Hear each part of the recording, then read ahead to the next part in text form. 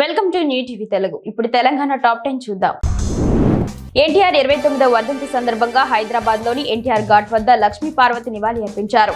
అనంతరం మీడియాతో మాట్లాడుతూ లక్షలాది ప్రజలు చూస్తుండగా ఎన్టీఆర్ నన్ను వివాహం చేసుకున్నారు.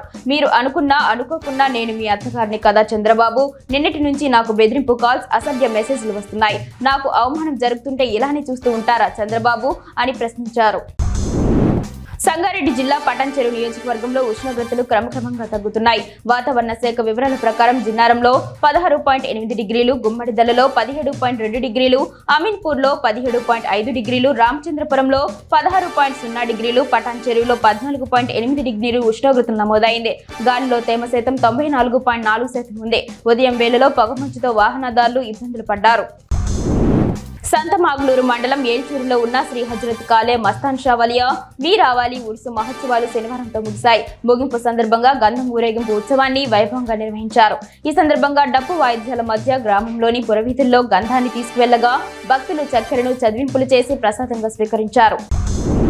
రాష్ట్ర ప్రభుత్వం ప్రతిష్టాత్మకంగా అమలు చేయనున్న రైతు భరోసా, ఇందిరమ్మ ఆత్మీయ భరోసా, రేషన్ కార్డులు, ఇందిరమ్మ ఇండ్లు పథకాల అమలుకు అర్హులైన వారిని గుర్తించే ప్రక్రియ పకడ్బందీగా జరగాలని వనపర్తి జిల్లా కలెక్టర్ ఆదర్శ సురభి ఆదేశించారు. పథకాలకు అర్హుల గుర్తింపు విషయంపై కొత్తకోట తహసీల్దార్ కార్యాలయంలో అధికారులతో సమావేశమయ్యారు.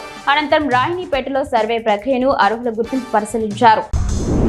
హైదరాబాద్ మెట్రో గ్రీన్ కారిడార్ ద్వారా ఎల్బీ నగర్ కామినేని ఆసుపత్రి నుంచి లక్డీ కపూర్లోని గ్లెనీ గిల్స్ గ్లోబల్ ఆసుపత్రికి గుండెను తరలించారు. నగరంలో ట్రాఫిక్ రద్దీ దృష్ట్యా గుండె తరలించేందుకు ఆసుపత్రి వర్గాలు హైదరాబాద్ మెట్రోను ఆశ్రయించాయి. హైదరాబాద్ మెట్రో రైల్ 2025 జనవరి 17న సాయంత్రం 9:30 ఓ ప్రాణాపాయమైన పరిస్థితిని సమర్థవంతంగా పరిష్కరించేందుకు గ్రీన్ కారిడార్ అందించింది. ఈ కారిడార్ ద్వారా ఆసుపత్రికి దాత గుండెను వేగవంతంగా రవాణా చేశారు. తెలంగాణ కార్మిక సంక్షేమ మండలి ద్వారా అమలు చేస్తున్న కార్మికుల పిల్లలకు ఉపకార వేతనాల కోసం దరఖాస్తులు చేసుకోవాలని ఆదిలాబాద్ అసిస్టెంట్ లేబర్ కమిషనర్ ముత్యం రెడ్డి తెలిపారు. 2023-24 విద్యా సంవత్సరంలో ఉత్తీర్ణులైన వారికి ప్రతిభ ఆధారంగా ఉపకార వేతనాల కోసం దరఖాస్తు చేసుకోవాలన్నారు. ఫిబ్రవరి 15లోగా దరఖాస్తులను కార్యాలయంలో అందించాలని సూచించారు. పూర్తి వివరాలకు కార్యాలయంలో సంప్రదించవచ్చున్నారు.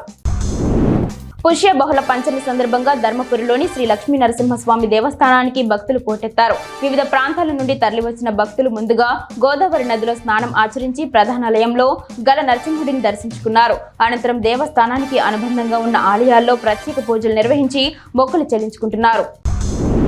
అపరిష్కృతంగా ఉన్న తమ సమస్యలను పరిష్కరించాలని డిమాండ్ చేస్తూ జైపూర్ మండలం కేంద్రంలోని సింగరేణి థర్మల్ పవర్ ప్రాజెక్టు ఎదుట కాంట్రాక్టు కార్మికులు నిరసన కార్యక్రమం చేపట్టారు. ఈ నిరసన కార్యక్రమానికి హెచ్ఎంఎస్ యూనియన్ నాయకత్వం వహించింది. సింగరేణి యాజమాన్యానికి వ్యతిరేకంగా పెద్దపెట్టిన కాంట్రాక్టు కార్మికులు నినాదాలు చేశారు. సమస్యలను పరిష్కరించడంలో యాజమాన్యం పూర్తిగా విఫలమైందని ఆరోపించారు. కూకట్పల్లి నియోజకవర్గం కేపీహెచ్బీ కాలనీ వసంతనగర్లో మాజీ ముఖ్యమంత్రి నందమూరి తారక రామారావు 29వ వర్ధంతి సందర్భంగా పూలమాలలు వేసి నివాళులర్పించిన ఎమ్మెల్యే మాధవరం కృష్ణారావు. అనంతరం ఎమ్మెల్యే మాట్లాడుతూ గతంలో తారక రామారావు చేసిన అభివృద్ధి పనులను కొనియాడారు. కార్పొరేటర్ మందడి శ్రీనివాసరావు, మాజీ కార్పొరేటర్ బాబురావు, సాయిబాబా చౌదరి, శ్యామలరాజు, నాగేశ్వరరావు తదితరులు పాల్గొన్నారు. నా జీవితాన్ని ఇంకా నాశనం చేయాలని వాళ్ళు చూస్తున్నారు అని లక్ష్మీ పార్వతి ఆరోపించారు. ఎన్టీఆర్ ఘాట్ లో నివాళులర్పించిన అనంతరం ఆమె మాట్లాడారు. నా భర్త ఎన్టీఆర్ ఎలా చనిపోయారో, ఎన్ని కుతంత్రాలు జరిగాయో నాకు తెలుసు. 30 ఏళ్లుగా పోరాటం చేస్తున్నా ఇప్పటికీ ఆ దుర్మార్గుల అరాచకాలు నన్ను వెంటాడుతూనే ఉన్నాయి. అందరి సమక్షంలోనే ఎన్టీఆర్ నన్ను పెళ్లి చేసుకున్నారు. ఏ పదవి ఆశించకుండా నిస్వార్థంగా పనిచేశాను అని ఆమె అన్నారు.